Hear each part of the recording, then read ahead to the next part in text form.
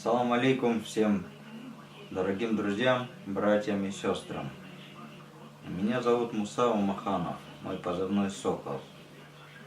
С 2014 года, 28 мая, я вступил в ополчение. Поехал на добровольной основе защищать весь русский мир от фашизма, который пришел на территорию Донбасса.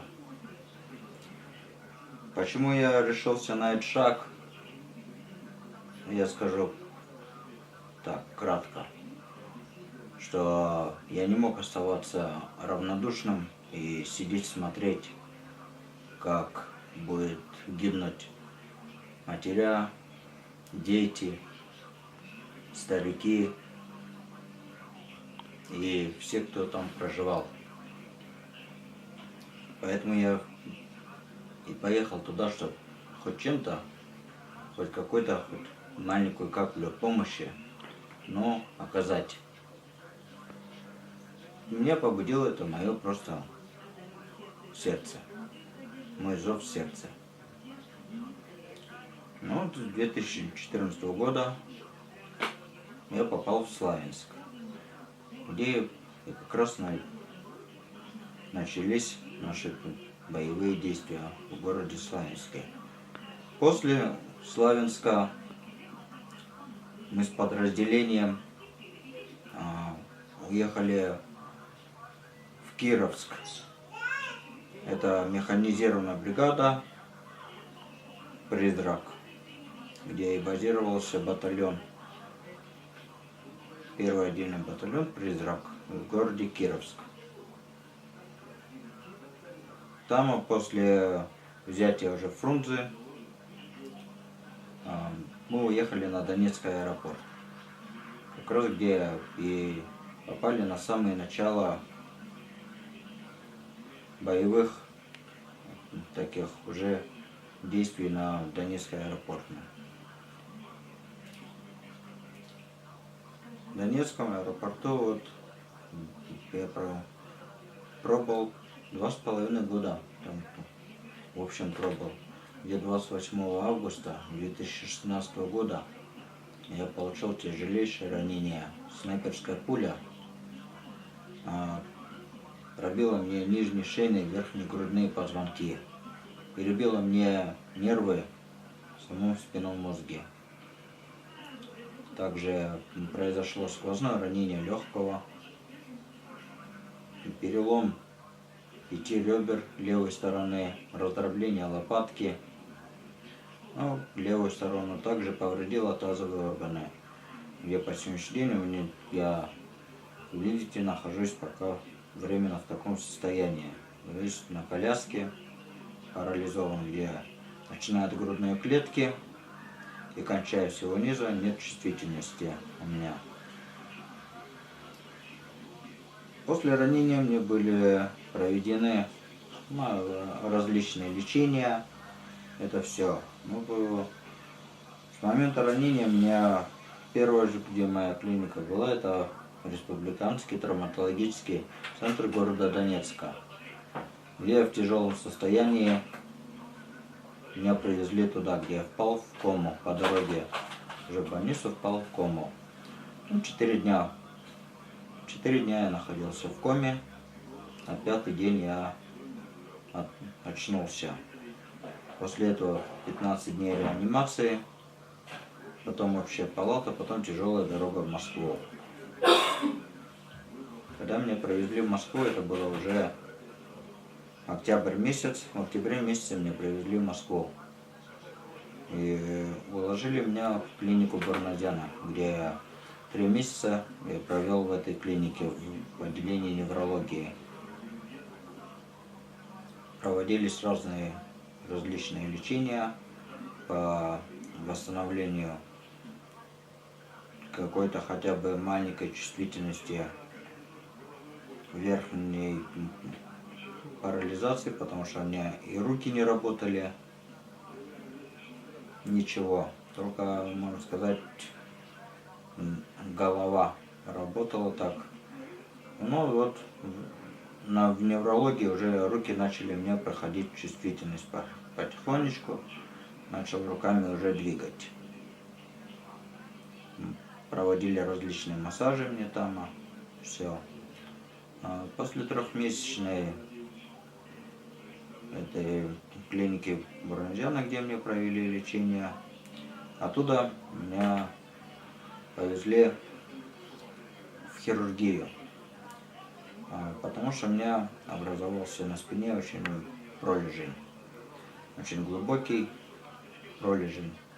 И вот поэтому в хирургию мне поместили, где месяц я пролежал в хирургии.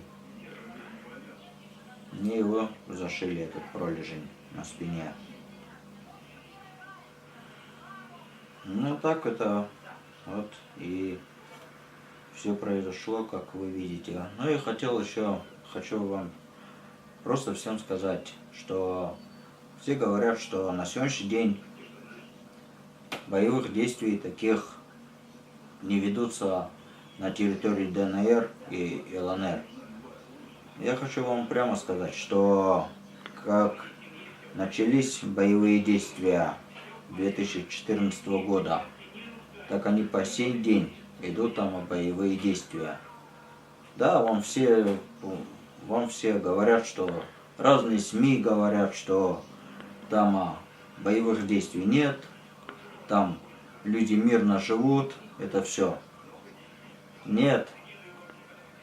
Просто СМИ не хотят до народа доводить правду. И наше государство российское тоже не хочет довести до народа правду, что и все хотят утаить, в тайне оставить, что Донбасс это уже прошлая тема, это все. Я вам скажу так, и многие, кто вступил на добровольной основе в ополчение, пошел защищать весь русский мир, многие вам скажут, не только я, что по сегодняшний день там ведутся активные боевые действия. Также в районе Донецкого аэропорта, промзоны, в районе Горловки, в районе Новоазовска, Мариупольском направлении, в районе Желобка, в районе Фрунзе, в районе станицы Луганской, в районе Первомайска ведутся боевые действия. По сей день обстреливаются города ДНР и ЛНР. Гибнут ежедневно там люди.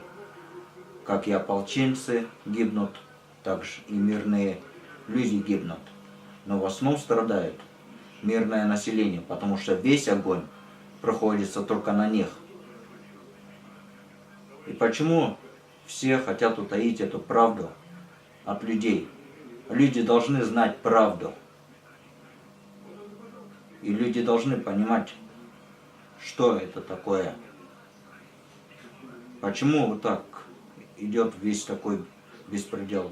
Да, то, что ВСУ, там разные националистические их батальоны организовали, что их поддерживают разные какие-то страны. Есть страны, которые поддерживают Россию. Но это идет просто... Все говорят, что это идет как между собой, типа, между Донбассом и Украиной идет война. На самом деле, нет. На самом деле там участвует очень много стран. И это идет просто скрытная Третья мировая, где просто официально и официальный такого хода Третьей мировой нету. Есть Третья мировая только внутри Донбасса, которая не разошлась не везде. Да, пошло направление на Сирии, сирийское направление, где уже исламское государство, где уже Россия борется официально уже с исламским государством. Так и мы боролись на Кавказе, начиная с 1993 года. Поэтому я хочу просто заверить людям и сказать, просто обратиться ко всем людям, что люди, уважаемые друзья, братья и сестры, Многие люди пострадали на этой войне. Многих людей унесла жизнь. Это война. Какие-то семьи остались без отцов. Матеря без детей остались. Просто я хочу вам сказать, не проходите мимо чужой беды. Потому что это сегодня это пришла война на Донбасс. Завтра, если мы этот геноцид не остановим там и не уничтожим фашизм, завтра этот фашизм может прийти к нам сюда, в ваши же дома. В любую точку России может прийти этот фашизм. Давайте мы не будем смотреть на это просто так, сидя дома. Это все. Давайте мы все вместе объединимся и поможем людям Донбасса. Почему они должны страдать, а мы должны здесь сидеть спокойно и смотреть на это? Мы не должны на это смотреть спокойно. Мы обязаны им помочь. Наш долг защищать людей. И мы будем защищать до последнего, чего бы нам это ни стоило. И нам не нужны никакие ни деньги, ничего. Просто давайте объединимся и поможем. Также, кто был ранен, получил тяжелейшее ранение. Помогите ребятам, помогите. Пусть ребята восстановятся, пусть ребята дальше встанут на защиту людей. Не надо бросать людей. Вот я оказался в таком состоянии. Каждый из нас хочет жить полноценной жизнью. Также обратно вернуться в строй. Также обратно встать на защиту людей. Давайте не будем проходить мимо. Поможем. Каждый чем может. Если мы все вместе объединимся. Россия это огромная страна. Многонациональная, очень огромная страна. Если мы все вместе объединимся и будем делать добро, то поверьте, у нас все получится. И всегда будет мир и порядок. Никто не хочет войны, что-то. Все хотят жить мирно. Это все. Но давайте все вместе поможем. Кто чем может. Второе, я просто хотела сделать такое маленькое просто обращение к нашему государству. Уважаемое российское государство, уважаемые российские политики, уважаемый Кремль, я хотел от своего имени обратиться к вам. Не будьте равнодушны. Не бросайте своих соотечественников в беде. Сделайте добро, творите добро. Вам это же добро и вернется. Понятно, да, в стране неладная ситуация. Где-то есть кризис, это все. Но вы сами понимаете, если мы вместе не сплотимся, то нас враг будет изнутри давить. А нам зачем это нужно? Чтобы где-то люди страдали, наши соотечественники. Неважно где это. Юго-Восток, Украина, другие страны. Везде есть русский мир. И давайте все вместе помогите также обычным людям. Почему обычные люди помогают, а вы не хотите помочь? Также Министерство здравоохранения, которое не хочет абсолютно лечить нормально людей. Врачи относятся непонятно как к людям. За что такое? Что люди такого заслужили? Чем они перед вами, государство уважаемое, провинили, что вы такое отношение проявляете к людям? В чем перед вами провинились инвалиды, пенсионеры, участники Великой Отечественной войны? Также же ваши же деды сражались же. Почему вы сейчас не можете помочь? Которые молодые совсем ребята стали на защиту русского мира. Ваши же деды тогда же не прошли мимо, они же вступили же в ополчение Великой Отечественной войны. Вот так же вы сейчас помогите, посодействуйте, окажите какую-то поддержку, какое-то внимание. От вас же не просят там, чтобы вы прям выделяли какие-то большие финансы, это все. От вас просто просят, чтобы вы оказали поддержку, оказали лечение раненым воинам. Оказали просто хорошее лечение, хорошую реабилитацию, все. Чтобы врачи относились ко всем людям с уважением, не смотрели, у тебя есть прописка, значит мы тебя как-то полечим. Если у тебя нет прописки, значит мы тебя не будем лечить. Давайте здесь, надо же смотреть, надо же везде как-то помочь независимо. Есть у тебя прописка, нет у тебя прописки, гражданин ты этой России или нет. Медицинская помощь, она нужна везде. И надо помогать, и разницы нет, кто ты вообще. А еще хочу сказать, то что есть кто различает там веры, там, вот христианская вера, вот мусульмане. Там кто-то говорит, что мусульмане не любят христиан, это все. Нет, я к таким гражданам хочу просто обратиться. Никогда нельзя судить по вере человека. Мы все один единый народ. Мы все живем в одной огромной стране. Что мусульмане, что христиане, что еще разные веры. Мы все живем в одной стране. Мы должны друг другу помогать. И разницы нет, кто мы по вере. Мы все один единый народ. Вот что я просто хотел сказать. Спасибо. Нужен еще вопрос. Твоя профессия до украинской войны, что это? До украинской войны я служил по контракту. Я служил на Кавказе по контракту.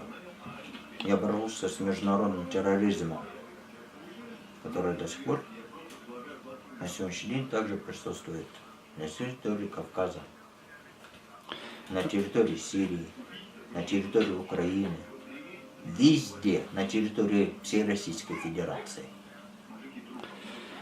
Как долго ты контракт? С 2006 года я заключил контракт. И по 2012 год я проходил контрактную службу. Когда ты пошла Украина война, Россия сказал, ты уезжай там, или это твой выбор? Это был мой собственный выбор, потому что я не мог оставаться в стороне. Я поэтому был обязан помочь людям. Я никогда не проходил мимо чужой беды. Но я такой человек, меня так воспитали. Меня так отец воспитал. Я не могу пройти чужой беды. Я всегда помогу человеку. Как бы, чем могу, тем я всегда помогу. Независимо, под пулей я пойду, или финансово помогу, или еще чем-то помогу. Независимо. Для меня не имеет значения. Я хоть и под пулей пойду, хоть так помогу, но я всегда помогу.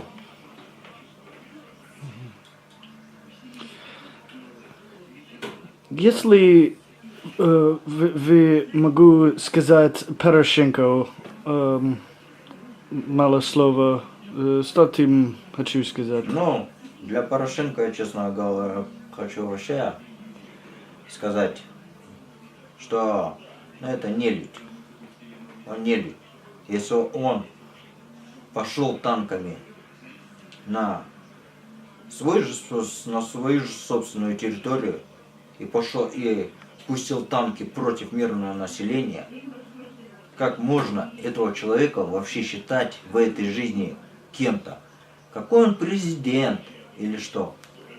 Он нелюдь. Это самое животное. Вот есть, которое вот есть, как исламское государство, которые кричат на каждом шагу за убийство человека Аллаху Акбар, вот так же вот это падаль, извините за выражение, тварь, танками пошел на детей. Потому что это одно и то же, что ИГИЛ, что Порошенко, это животные, это не люди. И мы как с ними боролись, мы так и будем бороться. А Порошенко, ты знаешь, просто ты скоро за все вот это ответишь. Не только ты, но и твоя семья ответит за это все. И даже вся твоя, которая шайка, присутствует там, каждый получит по заслугам. Независимо, где ты будешь. Хоть ты будешь в Америке, хоть ты в Европе, хоть ты в Канаде, хоть ты в Антарктиде будешь. Везде достанем, везде достанем.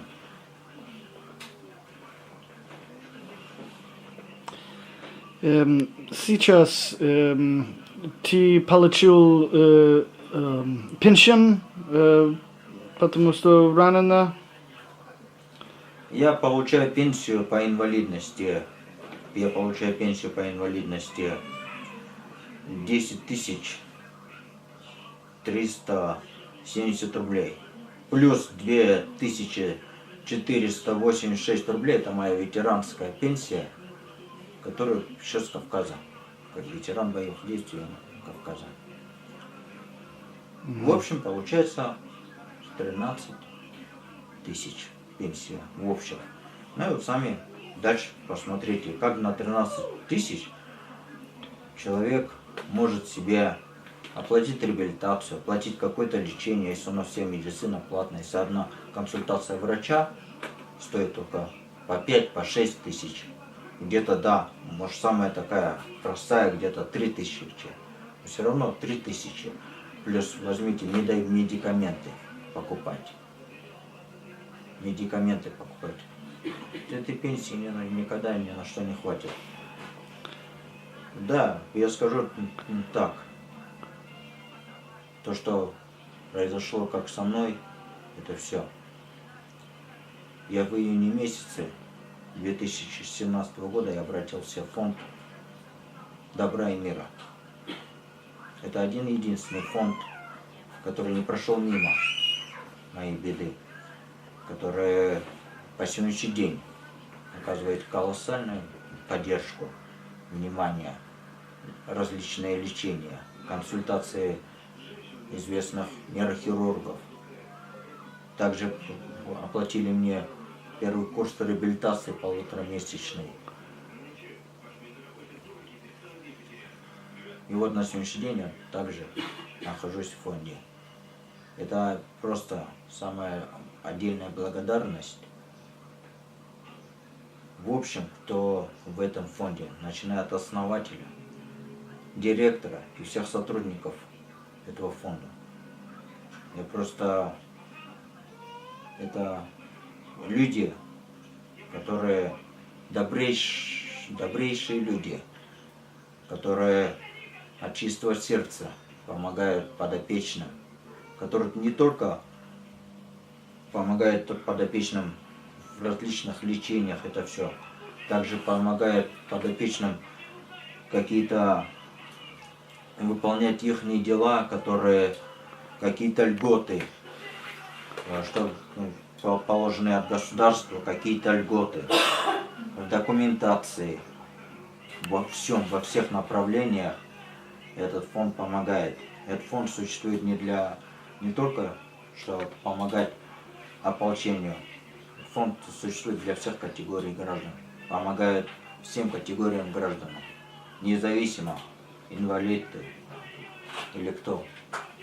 Всем категориям граждан этот фонд помогает. И это один единственный фонд, который не проходит мимо беды. Это не как другие фонды, что-то. Да, некоторые люди, некоторые смотрят, что за фонд. Некоторые говорят, что нет, что-то непонятный какой-то фонд, что недавно типа существует, но хоть уже это почти 3 года. Извините, я скажу одно, кто даже и со стороны просто смотрит, наблюдает за фондом. Я просто одно скажу. Люди, это один единственный фонд на сегодняшний день и в Российской Федерации, который на сегодняшний день за все свое существование ни разу не прошел так, мимо беды. Этот фонд оказывал разным категориям граждан колоссальную помощь. Помогал во всем, восстанавливали людей. Все. Никогда не так же. Теперь наша также задача, и к вам я хочу обратиться, люди, помогите фонду. Помогите фонду. Надо помогать друг другу, не надо проходить мимо. Знаете, сегодня мы в таком состоянии, завтра кто-то может также оказаться в таком состоянии. И мы придем на помощь. Если у вас случится беда, этот фонд будет, вам окажет поддержку. Это все. Потому что этот фонд никогда не проходит мимо беды. Я за другие фонды тоже знаю, но люди обращаются в другие фонды за поддержкой, это все. Но почему-то другие фонды такую колоссальную поддержку не оказывают людям. Даже другие фонды не могут оплатить им месячный курс реабилитации, протезирование, различные операции. Только один фонд добра и мира вот это на сегодняшний день вот это все делает. Помогите людям, чем вы можете. Не проходите мимо. Мы все один единый народ. Всем большое спасибо, кто меня выслушал. На это все. Дай Бог вам всем здоровья и благополучия. Уважаемые наши граждане Российской Федерации и всех стран, которые оказывали на сегодняшний день какую-то поддержку России.